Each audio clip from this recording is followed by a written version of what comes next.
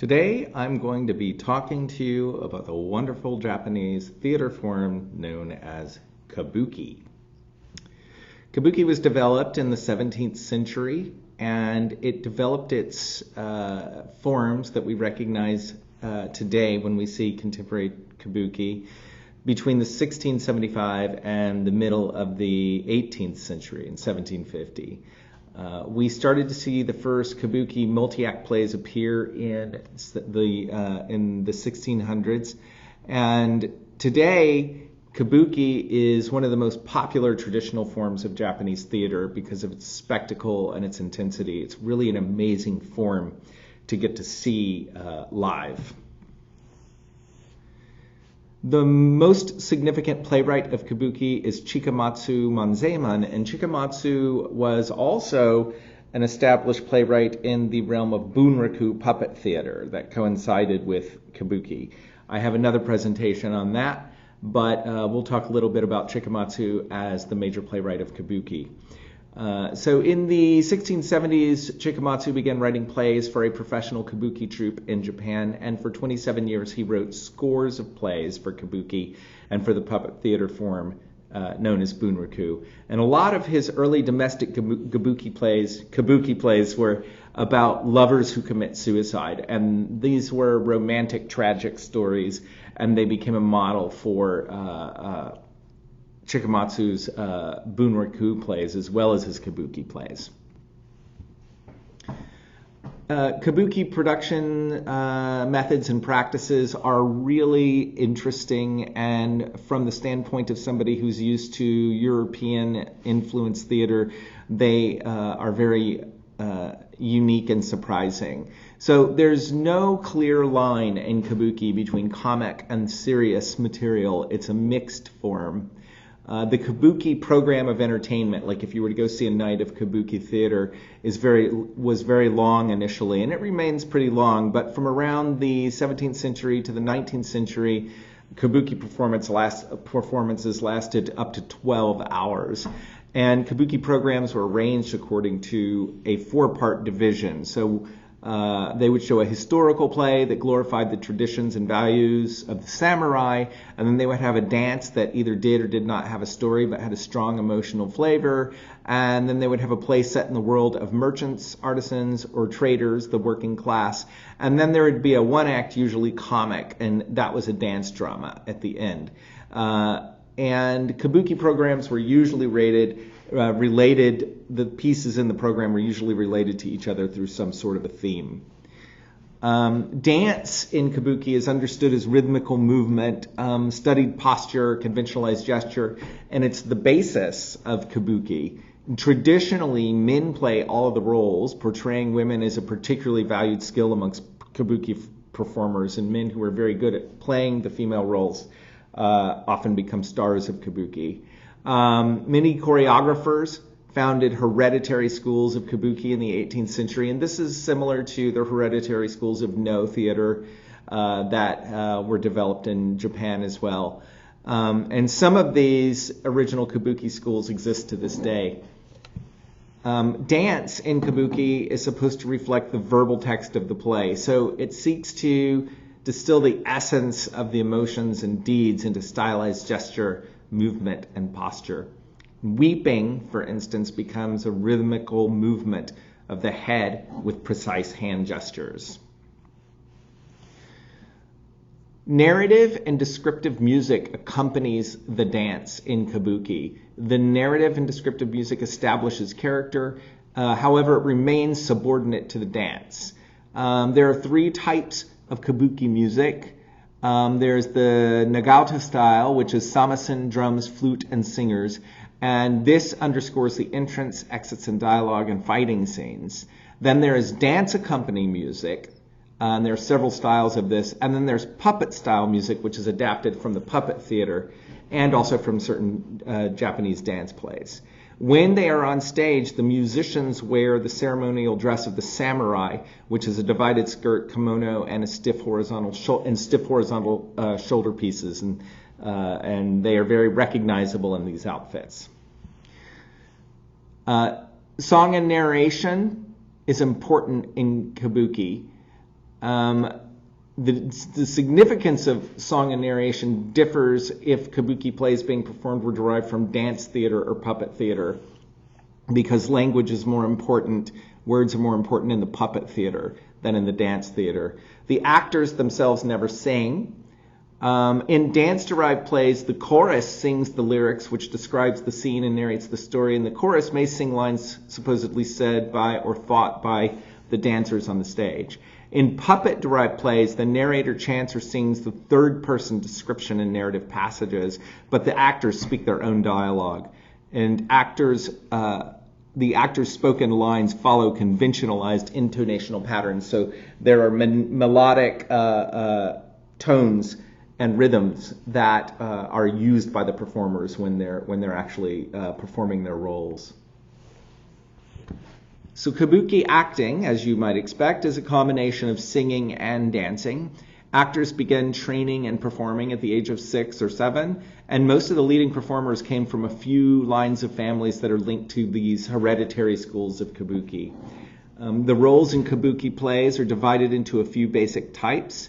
There's the tachiyaku, which is a loyal, good, courageous man. Katikayu, those are the villains. Dokakata are the comic roles, including comic villains. Kayaku, which are children's roles, and onagata, which are the women's roles of all kinds. Again, these are all played by male actors. So some roles require boldly patterned makeup to exaggerate muscular conformation of the face. Red and black patterns on the face are normally painted upon a white base when you see this in kabuki work. Demons and evil characters may use blue or brown patterns.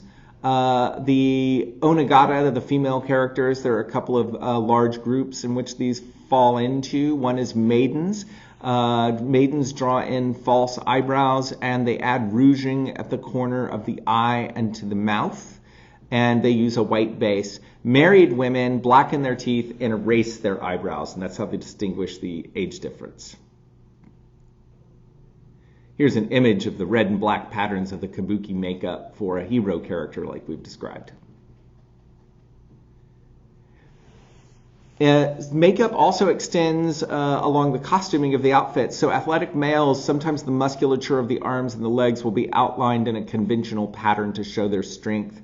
Each role in kabuki has a traditional costume. Most of these are based on historical garments that have been altered for dramatic purposes. Dress from different periods often seen in a single play. Historical accuracy is unimportant, artistic value is important, and traditional value is important. Some costumes weigh as much as 50 pounds. The performers of kabuki are very physical and very athletic.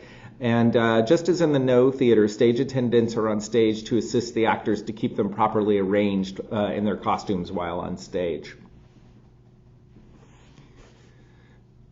The visual style of kabuki has been described as somewhere between the conventionalism of No and the illusionism of Western theater. Props range from symbolic to realistic. So like in the No theater, the fan can indicate riding a horse, shooting a bow, rising moon, or opening a door. A scarf can serve many purposes similar to that of the fan, but some props are highly representational. So the kabuki horse, for instance, is a wooden framework shaped like a horse, covered with velvet, ridden by an actor, supported by 2 actors whose human legs clearly show.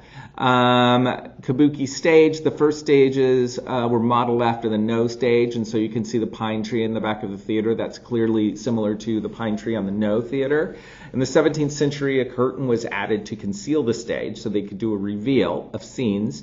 And then the bridge was widened to add more acting place. And as you can see here, the bridge in the kabuki theater doesn't go off to the side of the stage, but goes straight through the audience, with audience on both sides. And it's a very dramatic effect when actors come out onto that bridge in a kabuki performance. Here is the kabuki horse. And who doesn't love the kabuki horse? That is a great, great costume that demands collaboration between 3 actors. The kabuki stage is is in the original 18th and 17th century practices, they had mats suspended over the audience in garden theaters that provided shade. So shade was provided because it was an outdoor form. But again, Kabuki is a form that has gone inside, yet they've tried to maintain the look of the exterior performance spaces inside the theater. In the 18th century, the government allowed theaters to be roofed, and in the 18th century, a trap door was installed, an elevator stage was invented, a revolving stage was invented in the 18th century. So the first revolving stage, this is interesting, was actually developed in Kabuki many, many years before such a thing would ever be invented in European theaters or North American theaters. 18th century, there was a 4-stage added to the stage, so we have this part of the stage that comes forward closer to the audience. And then in the middle of the 18th century, the use of a bridge, the hanamachi, was introduced. And so this is a raised bridge that connects the stage with a small room at the rear of the auditorium. And all the major entrances and exits of characters, and as well as many important scenes, happen on this stage. And it's really exciting because the actor gets to walk all the way through the audience, the length of the audience. And it's really a fascinating experience for everyone. Kabuki scenery is decorative and functional. Every locale in Kabuki is represented scenically, and there is no intermission between the scenes. Settings are changed in full view of the audience. Again, we had a revolving stage that allows for moving the musicians back and forward from the stage and moving some scenic elements as well. Elevator traps enabled things to go up and down on the stage. We had stage grooves and visible stage attendants. In most cases, scenery changed behind a big striped curtain, and a big striped curtain is one of the most noticeable things about Kabuki. That's a very traditional aspect, to have this striped curtain. It's a curtain with vertical stripes running down it. Painting is usually flat, and it is not 3D illusion most of the time in Kabuki. Here's a video of some Kabuki villain performance. I encourage you to go in and watch that video. Enjoy learning more about Kabuki on your own.